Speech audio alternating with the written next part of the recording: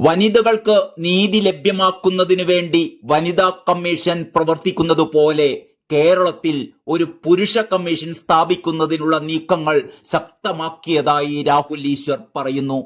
കോടതിയിൽ നിന്ന് അനുകൂലമായ സമീപനം ഉണ്ടായാൽ പോലും കാര്യമായി ഒന്നും പറയാനാവാത്ത സ്ഥിതിയാണ് സിനിമാ താരങ്ങൾക്കുൾപ്പെടെ ഈ കേരളത്തിൽ ഉണ്ടായിട്ടുള്ളത്. ഇങ്ങനെ പേടിച്ച് ജീവിക്കേണ്ടവരാണോ ഇവിടുത്തെ ആണുങ്ങൾ എന്ന് ചോദിക്കുകയാണ് രാഹുൽ ഈശ്വർ. എല്ലാറ്റിനും ഒരു സന്തുലിതാവസ്ഥ വേണ്ടേ? പറ്റുമെങ്കിൽ കോടതി കുറ്റക്കാരാണ് എന്ന് പറയുന്നത് വരെയെങ്കിലും ആണുങ്ങളുടെയും പേരും മുഖവും ഒന്നും കൊടുക്കാതിരിക്കാനെങ്കിലും മാധ്യമങ്ങൾ ശ്രദ്ധിക്കണമെന്നും രാഹുൽ ഈശ്വർ പറയുന്നു. ഏതെങ്കിലും ഒരു വ്യക്തി തെറ്റുകാരനാണ് എന്ന് കോടതി പറഞ്ഞാൽ തീർച്ചയായും നമുക്ക് ആക്രമിക്കാം.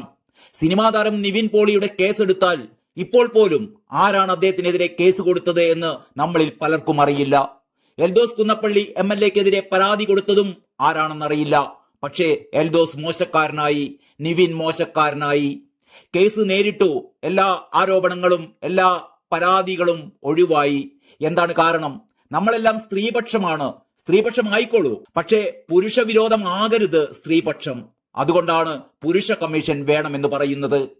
പുരുഷ കമ്മീഷൻ വരികയാണെങ്കിൽ അത് ഒരു നിയമപരമായ ബോഡിയായിരിക്കും. എന്റെ മകന്റെ പിറന്നാൾ ദിനമായിരുന്നു കഴിഞ്ഞ ദിവസം.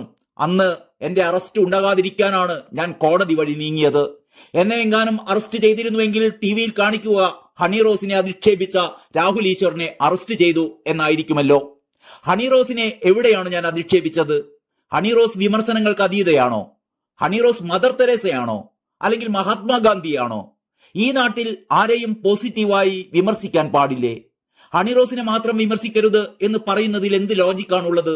ചില മീഡിയക്കാരൊക്കെ ഹണി റോസിനെ സംരക്ഷിച്ച് സേഫായി നിർത്തുകയാണ്. ഹണി റോസിനെ പറ്റി പറഞ്ഞാൽ പിടിച്ചകത്തിടുമെന്ന് പറയും. അങ്ങനെയല്ലേ യുവജന കമ്മീഷനും വനിതാ കമ്മീഷനും ഒക്കെ സമീപിക്കുന്നത്? എല്ലാവരും ഈ മെൻസ് കമ്മീഷൻ എന്ന ആശയം കൂടി ശ്രദ്ധിക്കണമെന്ന അപേക്ഷയുണ്ടെന്ന് രാഹുൽ ഈശ്വർ പറയുന്നു. മെൻസ് കമ്മീഷൻ എന്ന ആശയവുമായി സുപ്രീം കോടതിയിലേക്ക് പോയെങ്കിലും അവിടെ വിജയം നേടാൻ സാധിച്ചിട്ടില്ല.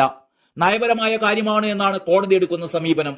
ലോക്സഭയിൽ ഒരു MP ഈ വിഷയം ഉന്നയിക്കുകയുണ്ടായി. അപ്പോൾ പൊതുവായുള്ള സമീപനം പുച്ഛമായിരുന്നു. ആദ്യം അവർ നിങ്ങളെ അവഗണിക്കും, പിന്നീട് അവർ നിങ്ങളെ പരിഹസിക്കും, പിന്നീട് നിങ്ങളോട് അവർ യുദ്ധം ചെയ്യും. ആ യുദ്ധത്തിൽ നമ്മൾ ജയിക്കും എന്ന മഹാത്മാഗാന്ധിയുടെ ആശയമാണ് ഞങ്ങൾ അന്ന് അവരോട് പറഞ്ഞത്. ഇപ്പോൾ കുറെ അവഗണനയും കളിയാക്കലും ഒക്കെ നേരിടേണ്ടി വരുമെങ്കിലും നാളെ അങ്ങനെ ഒരു കമ്മീഷൻ വരുന്നതിന് വേണ്ടിയാണ് ഈ പരിശ്രമങ്ങളൊക്കെയുമെന്ന് രാഹുൽ ഈശ്വർ പറയുന്നു.